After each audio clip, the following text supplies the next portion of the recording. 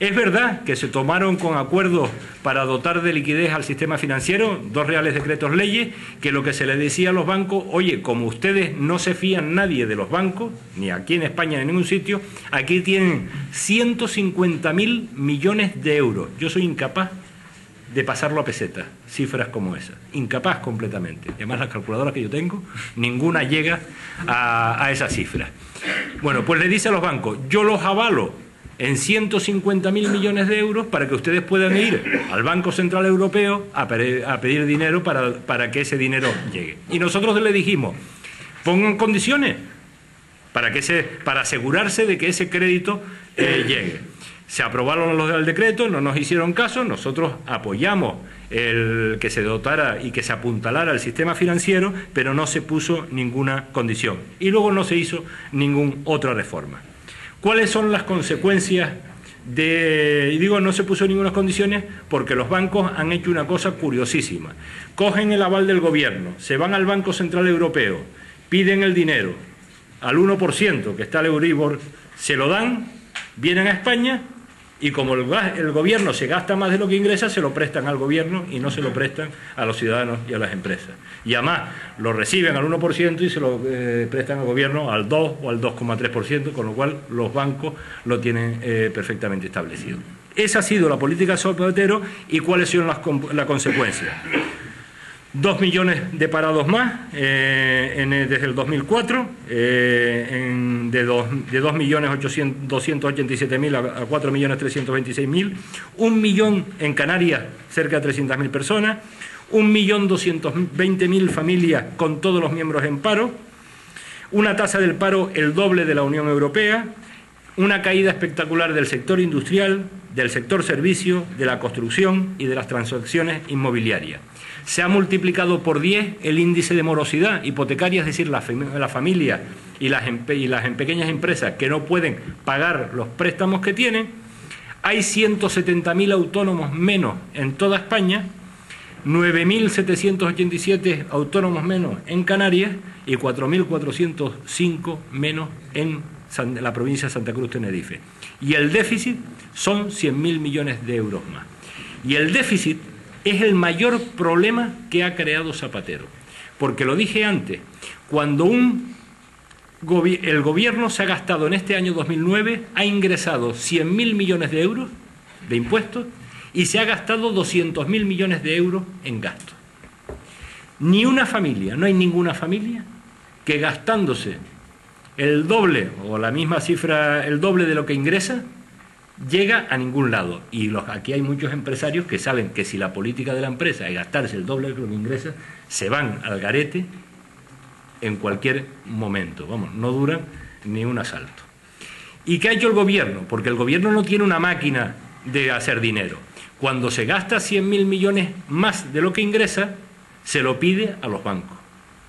Y el mayor problema del déficit, aparte de que hay que devolver ese préstamo con intereses durante muchos años, es que absorbe todo el crédito o la mayor parte del crédito que tienen los bancos. Y si absorbe el crédito que tienen los bancos, se lo lleva al gobierno, no le llega ni a las familias y no le llega a las empresas y sobre todo ni a los autónomos. Por lo tanto, cuando ustedes oigan hablar del déficit, que nos quejamos todos los políticos, no crean que es algo raro y complicado de macroeconomía. Es exactamente el problema, es ese, que el déficit hay que pagarlo con intereses y por lo tanto se hipoteca el Estado durante mucho tiempo, pero que además es que absorbe todo el crédito que tienen las entidades financieras. ¿Qué nos ha propuesto el gobierno? En los presupuestos generales del Estado, más déficit y para paliar el déficit, más impuestos. En un momento que el consumo ha caído, que las pequeñas y medianas empresas y los autónomos están ahogados y que las familias no llegan a final de mes y además sube los impuestos a base de quitarle a una gran parte de la población los célebres 400 euros, pero aparte de eso, sube el IVA, que gracias a Dios aquí en Canarias, siendo consejero José Manuel Soria, se ha negado a subir el IGIC, sube el IVA, que es el impuesto indirecto, el que se paga con todo lo que se consume en los bares, las tintorerías y cualquier producto que se compre. Y luego nos ofrecen un pacto. Y dicen, no, para salir de la crisis hay que hacer un pacto con el Partido Popular, porque el pacto es bueno para España. Nos están machacando durante un mes con el pacto, los medios de comunicación afines al gobierno, dicen, no, es que es bueno que el Partido Popular pacte, es bueno que el Partido Popular arrime el hombro. Y nosotros nos preguntamos, ¿un pacto en sí es bueno si las medidas que contiene son buenas? Si las medidas que contiene son malas, pues no es bueno para España. Y yo, en los medios de comunicación estos días, les estoy haciendo la siguiente pregunta. ¿De verdad los ciudadanos o los analistas económicos de los medios de comunicación y los periodistas creen que es bueno para España seguir gastándose más de lo que se ingresa?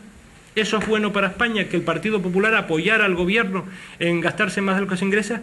¿Es bueno que el Partido Popular, es bueno para España y para los ciudadanos, que el Partido Popular apoye la subida de los impuestos que pretende Zapatero? ¿Es bueno para España que el Partido Popular apoye a Zapatero en la subida de la edad de jubilación a los 67 años? ¿O es bueno que para España que el Partido Popular apoye a Zapatero en incrementar o en cambiar el cálculo del cálculo de las pensiones, que en vez de en los últimos 15 años sea los últimos 25 para que las pensiones sean más bajas? ¿Realmente eso es bueno para España? Y eso es lo que le estamos diciendo que no a Zapatero y al gobierno. No es bueno ni vamos a pactar nada que consideramos que nos va a hundir más en esta crisis que estamos viviendo. Y entonces, simplemente no apoyamos todas esas cosas porque creemos que son malos para los ciudadanos y es malo para España. ¿Qué proponemos nosotros? ¿Qué es lo que le hemos propuesto a Zapatero? Una sola cosa que se divide en varias más, que rectifique completamente la política económica, que mire los datos y que vea exactamente que hay que rectificar y que así no podemos seguir. Y en esa rectificación, que ustedes en el documento que se les ha repartido, pues ahí están todas nuestras medidas, pero yo me voy a centrar en algunas. En primer lugar, reducir el déficit.